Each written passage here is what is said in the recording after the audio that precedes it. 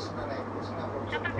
এখন মানে এই আসলে যে প্রশ্নটি আপনি করেছেন সেটি মন্ত্রণালয়ের কাউকে করলে তারা সুস্পষ্টভাবে বলতে পারবেন যে তারা ঘোষণা করার জন্যই ঘোষণা না তারা আসলে বাস্তবায়ন চায় এবং বাস্তবায়নের পদক্ষেপগুলো কি হবে সেগুলো কিন্তু তারা জানে। যারা মাঠ পর্যায়ে কাজ করবে তাদের কোনো দিক নির্দেশনা নাই, কোনো ধরনের মতামত নাই, কোনো ধরনের আলোচনা নাই। ঘোষণার জন্য ঘোষণায় এখনো পর্যন্ত সেই অবস্থাতে বিরাজ করছে যার কারণে মানুষ রেড জোনে থেকেও তারা নির্বিঘ্নে চলাফেরা করছে, তাদের নিত্য প্রয়োজনীয় দ্রব্য কিনছে, তারা বাইরে বেরোচ্ছে, ঘোরাঘুরি করছে।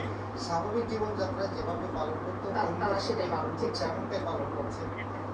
অনেক ধন্যবাদ মহিম, আপনার কাছে নিশ্চয়ই আরো খবর আমরা পরবর্তী সংবাদ সম্পর্কে পাবো যে আসলে প্রশাসনিক ভাবে সেখানে সিদ্ধান্ত এলো কিনা যে রেড জোন চিহ্নিত এলাকাগুলোর জন্য সাধারণ মানুষের জন্য কোনো রকম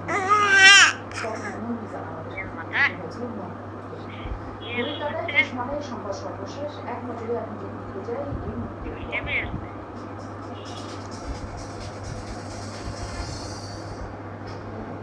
গেল 24 ঘন্টায় করোনা আক্রান্ত হয়ে রেকর্ড 53 জন মারা গেছে, মোট মৃতের সংখ্যা এখন 1000